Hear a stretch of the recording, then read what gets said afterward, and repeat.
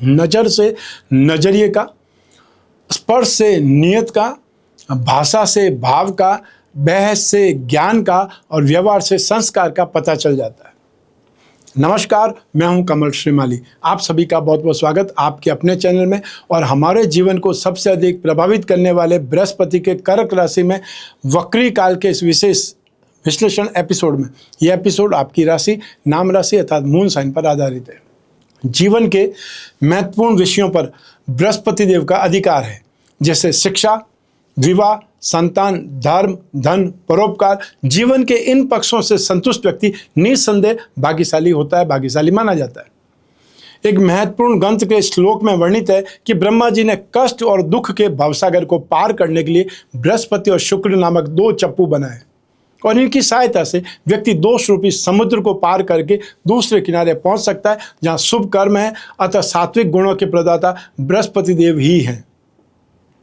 गुरु यानी बृहस्पति पिछले जन्मों के कर्म, धर्म, दर्शन, ज्ञान और संतानों से संबंधित विषयों के संतुलन का रिप्रेजेंटेशन करते हैं, प्रतिनिधित्व करते हैं। यह शिक्षा और ज्ञान के प्रसार से संबंधित है। जिनकी कुंडली में बृहस्पति उच्च राशि के होते हैं, वे मनुष्य जीवन की प्रगति के साथ साथ कुछ मोटे, वसायुक्त अर्थात जिसे ओबेसिटी के मरीज बोलते हैं, वैसे होते चले जाते हैं, किंतु उनका साम्राज्य और समृद्धि बढ़ती चली जाती है। मधुमेह अर्थात डायबिटीज का सीधा संबंध कुंडली में बृहस्पति से माना जाता है।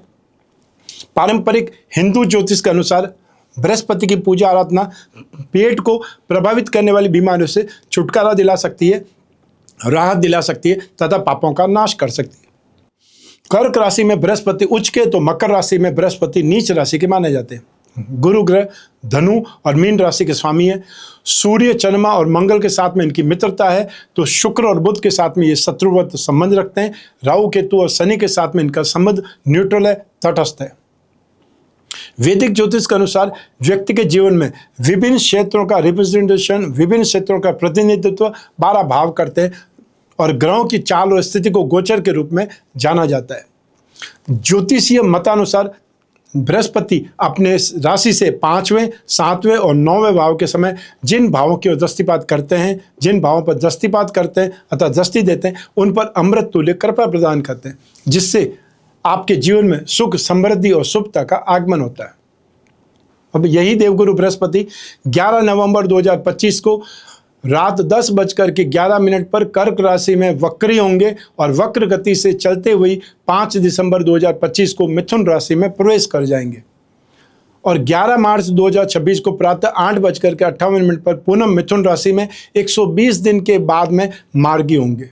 बृहस्पति आपकी राशि से सुख भाव में गोचरवश वक्री होंगे। बृहस्पति के कर्क राशि में होने से अष्टम भाव, साथ ही आपका कर्म भाव 10th हाउस और नाश भाव 12th हाउस में दृष्टि रहेगी।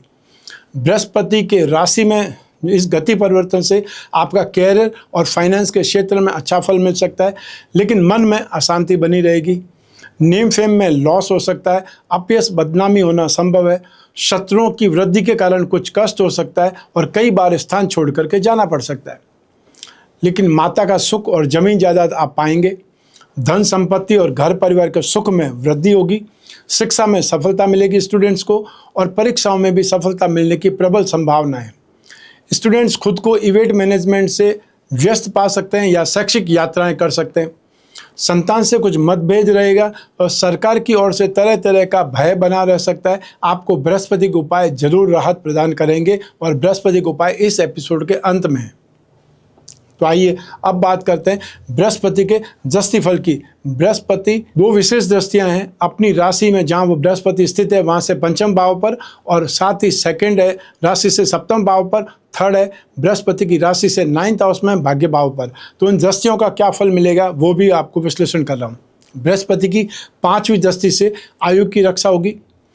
एंटीक वस्तुएं, पुरातत्व के क्षेत्र में अच्छी सफलता मिलेगी। शेयर बाजार में इन्वेस्टमेंट, प्रॉपर्टी में इन्वेस्टमेंट करने या पारिवारिक व्यवसाय शुरू करने के लिए यह सही समय हो सकता है। साझेदारी के व्यवसाय से अच्छा लाभ आप प्राप्त कर सकते हैं, कमा सकते हैं। जिन लोगों ने कर्ज या लोन के लिए अप्लाई किया है उन्हें लोन मिलने वाला है। यह गोचर उन लोगों के लिए बहुत अनुकूल है जो वीज़ा के लिए आवेदन कर रहे हैं। इस दौरान पूजा, यज्ञ जैसे धार्मिक कार्यों में आपके भाग लेने की संभावना है। तो आइए अब बात करते हैं बृहस्पति के सप्तम दृष्टि की, जो कि आपकी राशि से कर्म भाव पर है। तो बृहस्पति की 7वीं दृष्टि से पिता एवं समाज में इज्जत और मान सम्मान बढ़ेगा, और कारोबार के मार्ग में या कारोबार के रास्ते में धन का आपको लाभ होगा। व्यवसाय से संबंधित कार्यों के लिए यह समय उपयुक्त है और आप कैरियर से जुड़े महत्वपूर्ण डिसीजंस ले सकते हैं।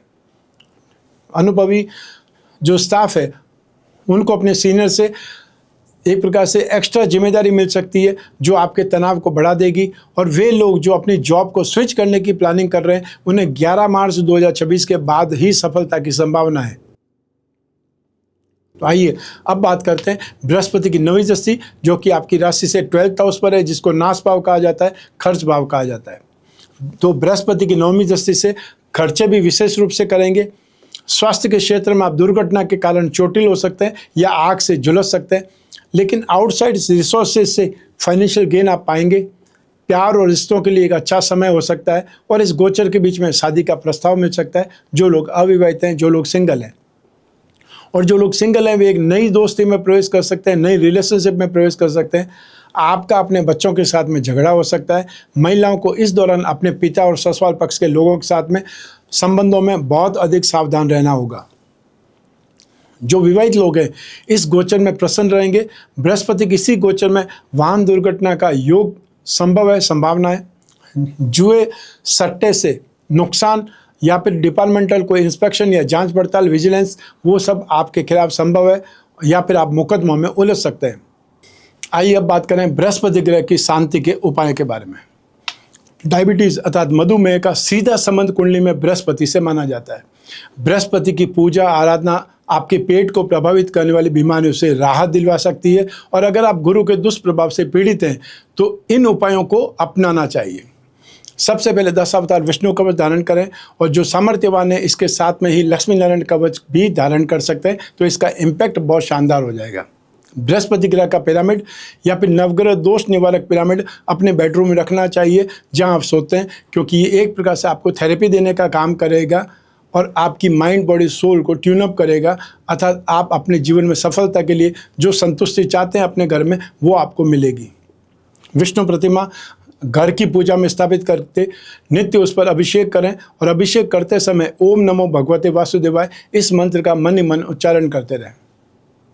गुरुवार के दिन अर्थात थर्सडे के दिन गुड़, केला, चने की दाल, कोई भी पीली वस्तु आप दान कर सकते हैं जो आपकी पॉकेट अलाउ करे, और दान हमेशा जरूरतमंद को किया जाता है। आप खुद पूजा पाठ कर सकते हैं, तो आपको पुरुष सूक्त या विष्णु सहस्त्र नाम का पाठ करना चाहिए, और या फिर बृहस्पति के एकाक्षरी बीज मंत्र ओम ब्रह्म बृहस्पते नमः इस मंत्र का जाप करना चाहिए। तो ये था कर्क राशि में बृहस्पति के वक्री काल का एपिसोड। 120 दिन तक बृहस्पति वक्री रहेंगे, उसका इम्पैक्ट आपकी राशि पर क्या पड़ेगा, और ये आपकी जन्म कुंडली में से एक ग्रह चंद्रमा को आधार बना करके मैंने आपको बतलाया है। आप चाहें तो अपनी जन्म कुंडली के संदर्भ में इस गोचर फल को सटीकता से जान सकते हैं, क्योंकि जन्म कुंडली आपकी अपनी है और आपकी अपनी बर्थ डिटेल से ही बन सकती है। लेकिन जब जीवन में समस्याएं ज़्यादा हो, भविष्य में झांकना हो, कोई बहुत बड़ा डिसीजन लेना हो, तो अपनी कुंडली का विश्लेषण करवाना चाहिए। समय समय पर करवाना चाहिए, 1 वर्ष में एक बार जरूर करवाना चाहिए, जिससे आने वाले समय की झलक आपको मिल जाए। यदि आने वाला समय पॉजिटिव है तो आप दिल खोल करके काम करेंगे, कॉन्फिडेंस के साथ में काम करेंगे, और साथ में उसमें इन्वेस्टमेंट भी करेंगे, और थोड़ा सी डेयरिंग भी करेंगे या थोड़ी बहुत रिस्क भी लेंगे, तो उसका इम्पैक्ट आपको बहुत ज़्यादा प्रॉफिट के रूप में दिखाई देगा। और यदि आने वाला समय नेगेटिव है तो हम जितना बच सकते हैं, जितना नुकसान से बच सकते हैं, वो अलर्टनेस से आप अपना नुकसान कम कर सकते हैं, वो भी आपकी जीत है। तो अपनी कुंडली विश्लेषण की जिज्ञासा जब भी हो, स्क्रीन पर दिए नंबर पर संपर्क करके अपॉइंटमेंट फिक्स करना है। वो अपॉइंटमेंट चाहे टेलीफोनिक कंसल्टेंसी का हो या वीडियो कॉन्फ्रेंसिंग का हो सकता है। ये आपके ऊपर डिपेंड करता है कि आप कैसे आसानी से बात करना चाहते हैं, कौन सा मोड आपको सफल लगता है या अच्छा लगता है। आप में से वे लोग जो विदेश में रहते हैं या आप कोई भी शहर, कोई भी देश में रहते हो, अपने कन्वीनियंट टाइम पर आप कुंडली विश्लेषण करा सकते हैं। सिर्फ उसके लिए अपॉइंटमेंट फिक्स करना है या व्हाट्सएप नंबर पर मैसेज डालना है। हमारे टीम मेंबर आपसे संपर्क करेंगे, आपको अपॉइंटमेंट फिक्स करने से लगा करके बात कराने तक जिम्मेदार बने रहेंगे। आप जो भी पूछना चाहते हैं उसकी लिस्ट बना लें, और आप और मैं ही बात करेंगे, बीच में तीसरा कोई भी नहीं होगा। ऐसी स्थिति में आप जो पूछना चाहते हैं, जो डिस्कस करना चाहते हैं, वो प्रॉब्लम कितनी भी बड़ी हो सकती है, वो प्रॉब्लम कितनी भी पर्सनल हो सकती है, उस पर डिस्कस किया जा सकता है और उस पर ढूंढ करके उपाय निकाले जा सकते हैं। उपाय लिखित में आपको मिलेंगे आपके घर बैठे हुए, अर्थात आपको सिर्फ और सिर्फ अपॉइंटमेंट फिक्स करना है, बातचीत करनी है और उसके बाद में जो भी स्थिति है, जो भी मुझे आपको समझाना है, वो सारे उपाय आपको एक प्रकार से लिखित में मिलेंगे, व्हाट्सएप के माध्यम से या ईमेल के माध्यम से, जो भी संचार माध्यम आपको पसंद हो। मैं हमेशा कामना करता हूँ कि आप स्वस्थ रहें, प्रसन्न रहें, सुरक्षित रहें, अपना और अपने परिवार का बहुत बहुत ख्याल रखें। आप सभी को मेरा नमस्कार, बहुत बहुत शुभकामनाएं। ईश्वर आपकी रक्षा करे। धन्यवाद।